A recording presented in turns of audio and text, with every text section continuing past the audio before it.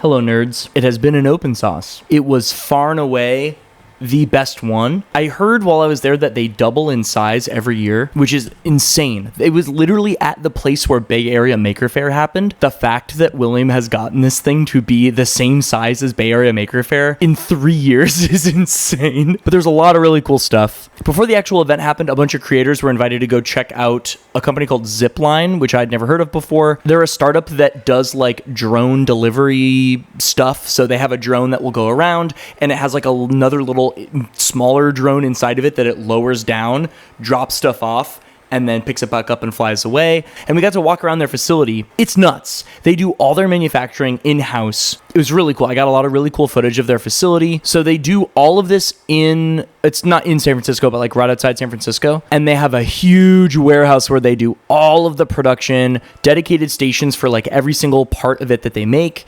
And they had these like big like rolling carts that are dedicated for moving these drones around. These things are like 6 feet by 6 feet, maybe not quite, but they're big. They're big drones. And just like all the dedicated, like each workstation was for one step. It was for one thing and it had only the tools necessary, cut out in foam, ready to go, jigs for doing all the little nuggets for that step. It was really cool. They have a ton of VC funding, so they can afford to like get the space and do all this kind of stuff. And then they also have these other carts, which are for holding the drone upright for like mounting in all the electronics, which was super cool. Obviously it's a drone. It has to be light. You're going to get more range out of it that way. So the exterior is like styrofoam. It's like the inside of a helmet. Apparently they actually went to a helmet manufacturer to get this stuff made. It's wild. They have like this big helmet that they put around the drone and it's cool. It works really great. It's super light. It also gives it like an aerodynamic exterior. They come with parachutes built in, one in the Zip, like the little drone that kind of drops down on the flywire, and then another one for the big drone. Apparently they've only had to deploy it a handful of times. There's so much redundancy. They've done like almost 2 million flights, like deliveries with these things, but there's like 2 full Linux computers, 2 full communication systems, like there's complete redundancy on everything. It was really cool. It was awesome to see a manufacturing line that is doing some similar stuff as what Opulo does, of like all this in-house production, but on such a bigger scale than Opulo does. It was really interesting. Then we went over to like all their testing stuff, and this was something that was kind of interesting to me, is how much they've invested in infrastructure for testing. Like a lot of places would just like outsource a lot of their testing stuff. They have humidity and temperature chambers, like racks and bays of them, that they will put things through all these different tests. They had this really cool, one of the most important parts of the drone is the thing on the back. The main prop is actually like a VTOL thing, so it can take off, but then also it can rotate and send it forward. And they had this mechanism testing, apparently like the wire loop. They were testing something new with the wire loop, and so they were just running them constantly. And they also had this really cool jig where they were testing like how it held up under load. So they had a brushless motor spinning a disc to simulate the rotor, and also a spring pushing up on it in this like bowl, and that was like simulating what load it would be under and moving it around. Like it was so many jigs. It was so many test jigs. And then they had this chamber where like, oh my gosh, there were all these pistons underneath it at weird angles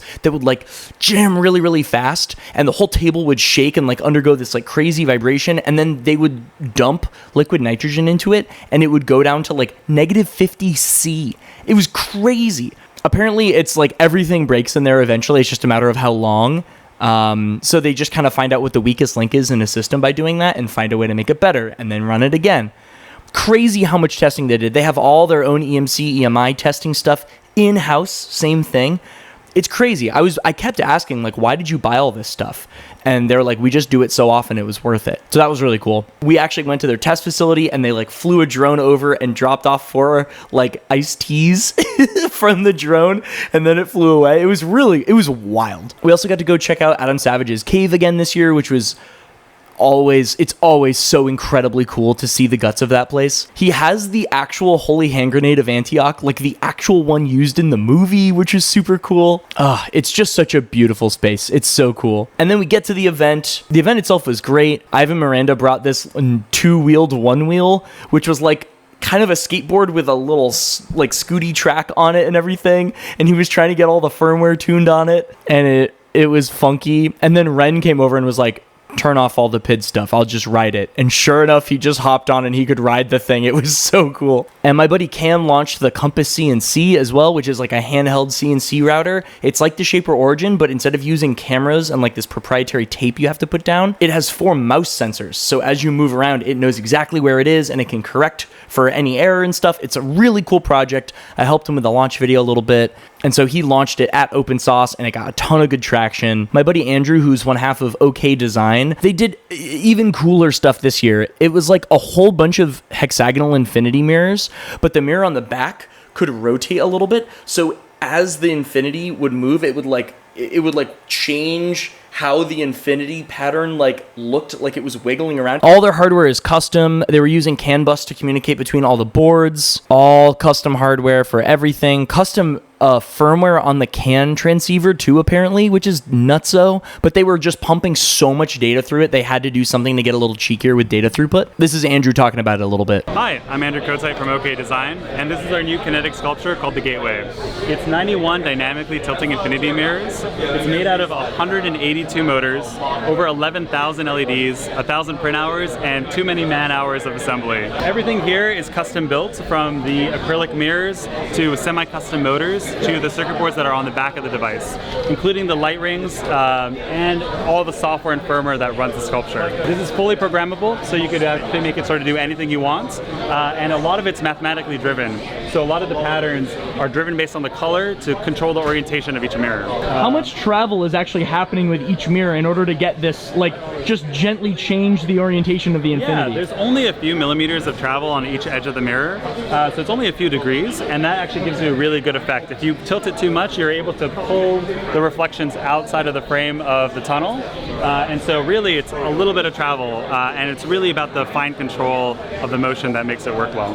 We got these custom cams machine, and then we have a bearing that rides here, and it goes back and forth pushing the mirror up and down. Oh wow, and that's so cool. On the other side, we have a spring that counterbalances it, and actually keeps tension on the universal hinge, so we don't have as much slop in the system. That's brilliant. Okay, so there's always a little bit of active force kind of holding it in place. We saw the Positron booth and the LDO folks, which is super cool. I think I really want one. They're so cool. They're so awesome.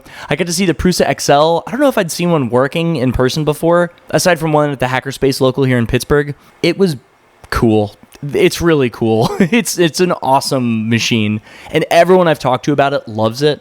So I'm thinking about that a little bit. I also got to finally meet Alana Cat, who is someone that's been on our Discord for forever, and she's been working on the wide body mod for the Lumen, which kind of brings the Y rails out a little bit so you can access the entire staging plate. And she also just made the CAD really pretty and put the whole Lumen on rollers. So I got to see this beautiful Lumen hack in person that I've only seen screenshots and renders of. So that was really cool, and it was great to meet her. And then there was the Balatro mod. Oh my gosh. Balatro is a killer game. If y'all haven't played it, it's so good. It's so good. It's like a roguelike poker game. You play with cards. I think her name is Kate. She hacked into the game. She just cracked open the package and wrote a Lua script that kind of dives into the engine of the game, and then when it deals you a hand, she made all these dot matrix printers print out the cards that are in your hand, and it also splices in a little barcode in the center of the card, which represents the object ID of the card in the game. And then to play a hand, you literally take the cards and play them under a camera, and then it will play those cards. So you can literally play Balatro without ever having to touch a controller or a computer. You can just play as if you were playing with an actual deck of cards. This is her talking about it a little bit. This is a physical peripheral that lets you play Balatro. I have some dot matrix printers over here, and whenever you get dealt cards, they get printed. And they have barcodes on them so that they can be identified by this vision system, which is how you make selections in this game. And then I have this button board over here and some indicators over there. That basically lets you play Balatro without ever touching a mouse or keyboard. I was also on a handful of panels. I moderated one on reverse engineering, and I was on one about bringing a prototype to product, which was super fun. It was great to see just a bunch of friends. Joe Barnard keeps calling this summer camp, YouTuber maker summer camp, and that's exactly what it is. You just get to go hang out with a bunch of other people doing the same kind of thing. They're all stoked about what they do. Everyone is cool. Every single person there is cool. And the event this year, it really felt like Maker Faire.